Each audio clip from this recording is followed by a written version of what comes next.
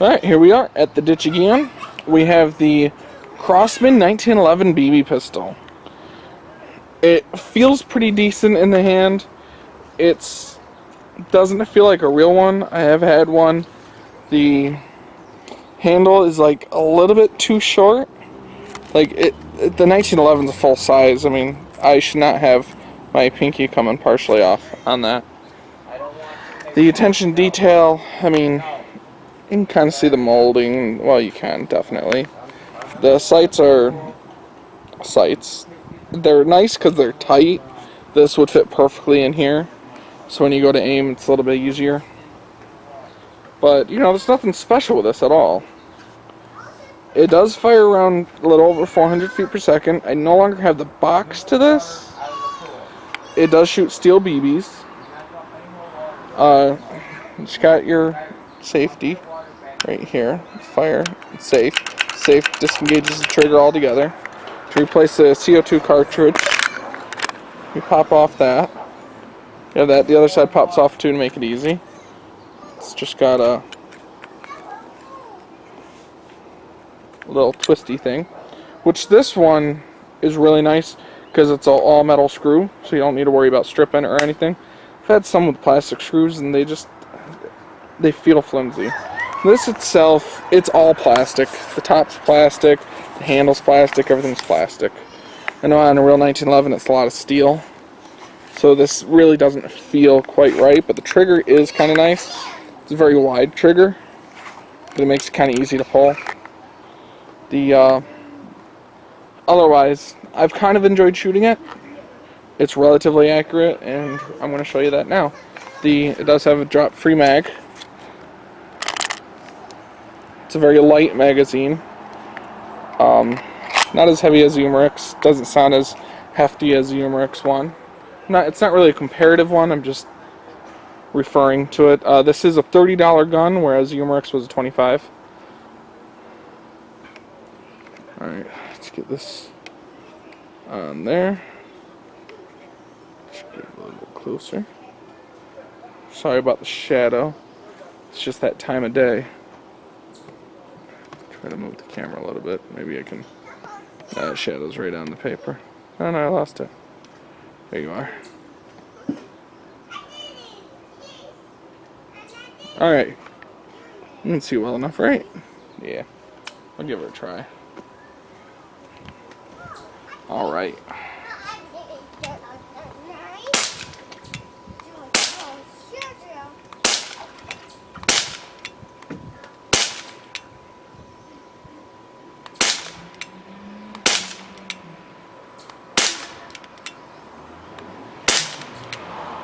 It does jump a little bit with every shot. This is kind of a spent CO2 cartridge, so you'll get 100 shots per CO2 with this gun. That I will say. It's got a good economy factor.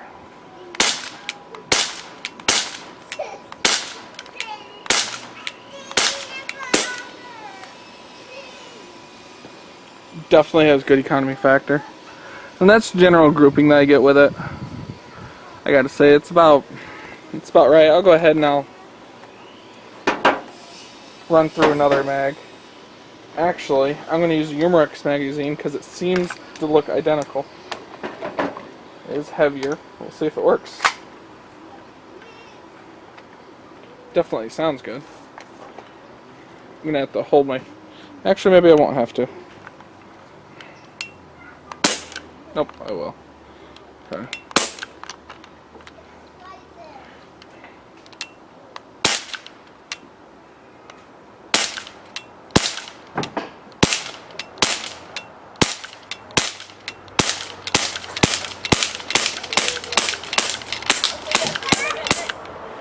Alright, that is the Umerix mag in this gun.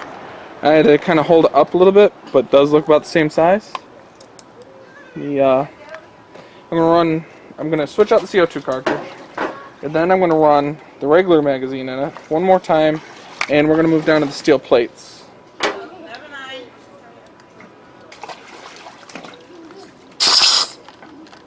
Yeah, CO2 is about spent, so we just throw that one down there because it's junk.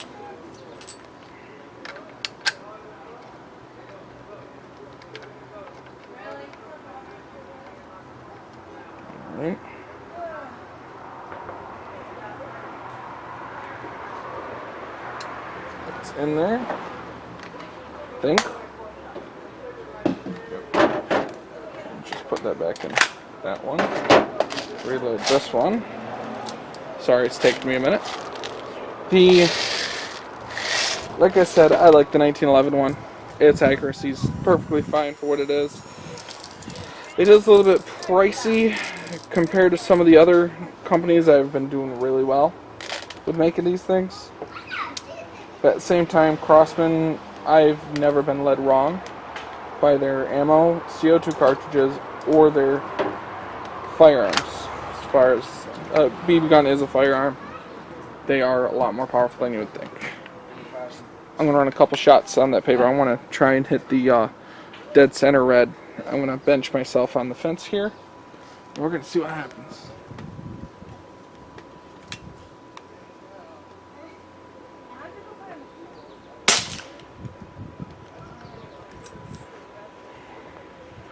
I don't even know where I hit.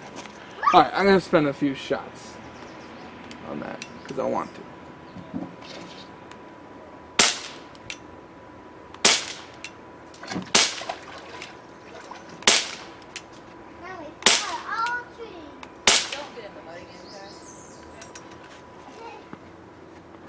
Yeah, it's a couple good shots. Like I said, this is definitely accurate, but the sights kind of suck, but they work. If it's dark out, you're not hitting anything. So let's move down to the steel plates. Alrighty. I go for left first, then I'll hit the right one, then I'll try to go back to left.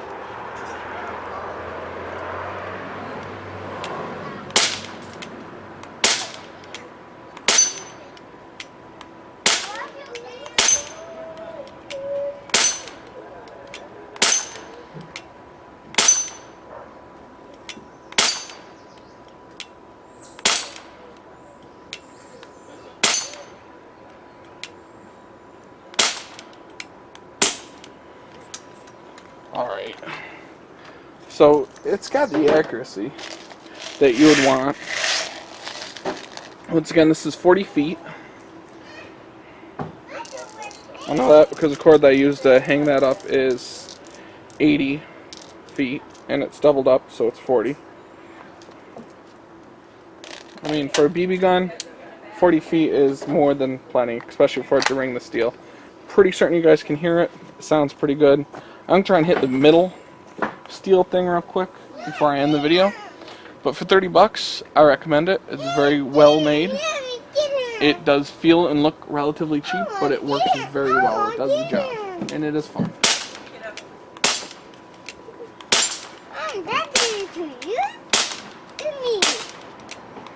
Yeah, there's no food over here. You want a hot dog? Yeah. Come on, Mom, go get the hot dog.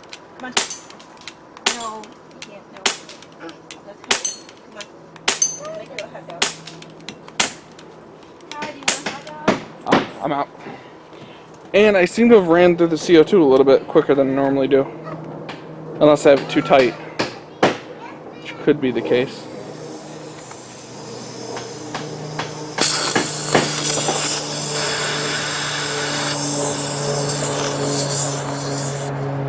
Yeah, I had it too tight. That's what the problem was.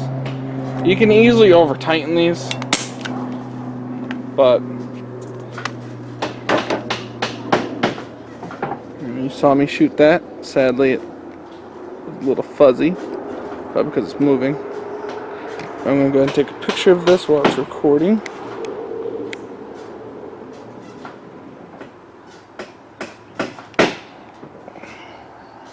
If it will let me. Okay, it's not going to let me. Alright, well, thanks for watching. Please like and subscribe. That was the Crossman 1911 BB pistol.